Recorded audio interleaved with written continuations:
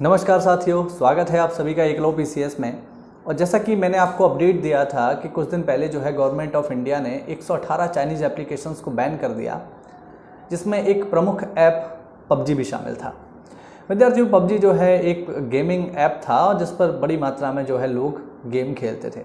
केवल युवा ही नहीं बल्कि छोटे छोटे एज के बच्चे, 12 से 15 साल तक के छोटे छोटे बच्चे भी जो है पबजी खेला करते थे। और अभी रिसेंटली गवर्नमेंट ने ये पाया कि इस तरीके के जो चाइनीज़ एप्लीकेशंस हैं ये भारत की जो इंटरनल सिक्योरिटी है उसके लिए एक बड़ा थ्रेट है। इसके लिए इनको बैन कर दिया जाए और पबजी बैन कर दिया गया। अब पबजी के बैन हो जाने से जो उसको खेलने वाले लोग थे उनमें एक प्रकार की मायूसी थी कि अब हम कैसे खेला करेंगे गेम्स। तो देखिए, कोई भी जब एप्लीकेशन बैन होता है, कोई विदेशी एप्लीकेशन जब बैन होता है तो उस देश के निवासियों के पास ये अच्छा अवसर होता है कि उसके स्थान पर वो अपना कोई एप्लीकेशन विकसित कर सकें। उदाहरण के लिए जैसे हम बात करें टिकटॉक की, तो टिकटॉक एक सोशल मीडिया ऐप था और उसको बैन कर दिया गया, गवर्नमेंट ने बैन कर दिया। उसके बैन होते ही टिकटॉक जैसे बहुत सारे इंडियन प्लेटफॉर्म विकसित हो गए, इंडियन सोशल मीडिया प्लेटफॉर्म विकसित हो गए। जैसे चिंगारी एक ऐप विकसित हुआ, रोपोसो ऐप विकसित हुआ, मित्रो ऐप विकसित हो गया। ये सारे जो एप्लीकेशंस हैं ये इंडियन हैं और बहुत सारे लोग जो टिकटॉक पर सक्रिय थे वो अब इन एप्लीकेशन का इस्तेमाल कर रहे हैं। सेम कंडीशन जो है पबजी के साथ है। पबजी के बैन होते ही जो भारतीय गेम डेवलपर हैं उनको ये एक अच्छा मौका मिला है यहाँ पर कि वह इसके स्थान पर कोई ऐप विकसित कर सकें। और इसकी बाकायदा एक अनाउंस भी कर दिया गया है। एक कंपनी जिसका नाम है एनकोर, उसने अक्षय कुमार के साथ मिलकर एक नए गेमिंग ऐप की लॉन्च करने की घोषणा कर दी है। और उस गेम का नाम होगा विद्यार्थियों फौजी, FAUG। फौजी का मतलब है यहाँ पर fearless and United guard. Fearless and United guard नाम का ये एक एप्लीकेशन है जो कि पबजी के जगह आ जाएगा इंडिया में। देखिए, नाम भी मिलता जुलता है, पबजी और फौजी। अब ये जो गेम है ये बनाया है एनकोर कंपनी ने और अक्षय कुमार ने अपने जो ऑफिशियल उनका इंस्टाग्राम अकाउंट है उससे इसकी बाकायदा घोषणा की कि हम बहुत जल्दी जो है इस गेम को लॉन्च कर देंगे। अभी एक तरीके से इसका एक पहला पोस्टर रिलीज हुआ है जो कि आप देख पा रहे होंगे यहाँ पे। इसके अलावा अब ये गेम कब लॉन्च होगा तो इसे बनने में थोड़ा सा समय लगेगा, तो कुछ ही समय में ये लॉन्च हो जाएगा।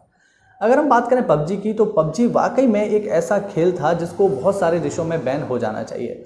देखिए, चाइना की जो रणनीति है वो थोड़ा सा अलग रहती है। पबजी की अगर हम बात करें तो पबजी का वो वर्जन जो चाइना में चलता है वो भारत में चलने वाले वर्जन से बहुत ज़्यादा अलग है। यानी पबजी मोबाइल जो गेम है वो चाइना में अलग तरीके से काम करता है और भारत में अलग तरीके से काम करता है। चाइना में जो पबजी चलता है उसमें खून खराबे की मात्रा उतनी नहीं होती है जितनी चाइना के बाहर देशों में खेले जाने वाले पबजी में होती है। अब इस प्रकार के जो हिंसक खेल होते हैं उसमें जो छोटे छोटे बच्चे हैं, अब चलिए हम लोग तो समझदार हैं, अगर हम लोग उसे खेलते हैं तो शायद हमारे दिमाग पर उसका इतना असर ना पड़े क्योंकि हम मैच्योर हैं, हम समझदार हैं, इन चीज़ों को समझ सकते हैं। लेकिन आप इमेजिन कीजिए एक छोटा सा बच्चा जो 12 साल का है या 13 साल का है, उससे इस तरीके का गेम खिलाया जा रहा है जिसमें वह बंदूकों से सामने वाले को मार रहा है, तो उसके अंदर एक हिंसात्मक प्रवृत्ति जन्म लेती है। आपने न्यूज़पेपर में भी देखा होगा कि पबजी नहीं खेलने दिया तो बच्चे ने चाकू से हमला कर दिया या अपनी हाथ की नस काट ली, इत्यादि इत्यादि आपने घटनाएं अक्सर करके न्यूज़पेपर में सुनी होंगी। तो ये एक वाकई में चिंताजनक बात है। अगर हमारी जो आने वाला भविष्य है, जो हमारी युवा पीढ़ी है, जो आज छोटे छोटे बच्चे हैं 12-13 साल के, कल को जो युवा होंगे, अगर उनके अंदर इतनी हिंसात्मक प्रवृत्तियां जन्म ले लेंगी तो फिर ये भारत के भविष्य के लिए काफ़ी नुकसानदायक होगा।